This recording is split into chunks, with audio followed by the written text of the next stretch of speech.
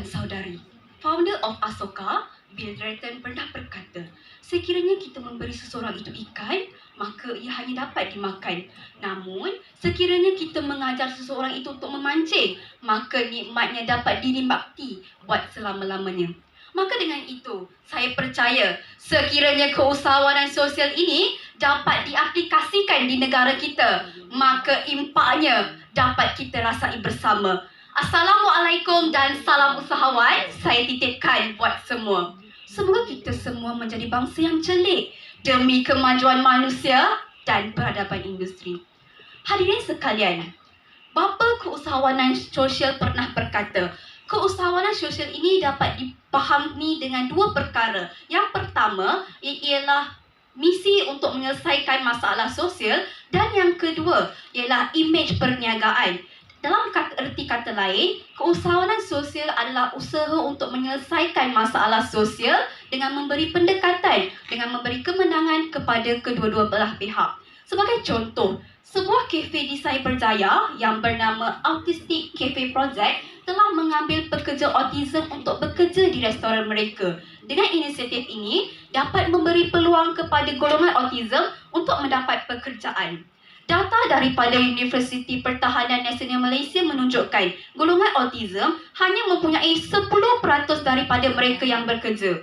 Oleh itu, sekiranya keusahawanan sosial ini dapat diaplikasikan di negara kita, maka peratusan ini dapat ditingkatkan dari hari ke hari.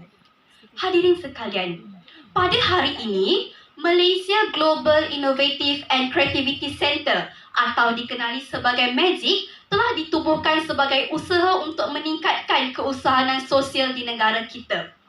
MAGIC telah berperanan untuk menyediakan dana permulaan kepada para usahawan yang berminat untuk menjadi usahawan sosial di negara kita. Menyedari hakikat ini, keusahawanan sosial ini juga mampu mencapai 17 matlamat yang telah digariskan oleh Pertubuhan Bangsa-Bangsa Bersatu. Menyedari hakikat ini, Perdana Menteri Malaysia Datuk Seri Ismail Sabri menyediakan satu pelan iaitu Semai 2030 untuk meningkatkan keusahawanan sosial di negara kita, kerana impak keusahawanan sosial ini dapat kita rasai bersama.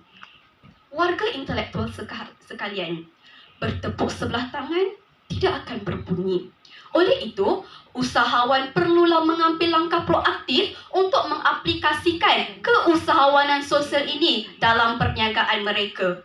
Usahawan perlu memperuntukkan 51% daripada keuntungan mereka untuk disumbangkan kepada alam sekitar dan juga kepada sosial sendiri. Sebagai contohnya, Helping Hands Penang telah diperkasakan oleh wanita Penang untuk membangunkan hasil kraft tangan dan menjana keuntungan daripada aktiviti tersebut. Warga intelektual sekalian, demi cinta akan negara, kita sebagai seorang usahawan yang akan menjadi tulang belakang negara pada satu hari nanti, kita perlu sama-sama untuk menyemarakkan keusahawanan sosial ini, terutama sekali dalam aspek perusahawanan kecil dan sederhana, iaitu PKS. PKS perlu mengaplikasikan keusahawanan sosial ini dalam perniagaan mereka agar dapat terus membuka terus banyak peluang pekerjaan dan sekaligus dapat meningkatkan pasaran mereka dan menjadikan kawasan luar bandar sebagai kawasan perindustrian. Hal ini sejajar dengan matlamat Malaysia dalam keusahawanan dalam Dasar Keusahawanan Negara 2030, iaitu untuk mempertingkatkan keusahawanan mikro, kecil dan sederhana.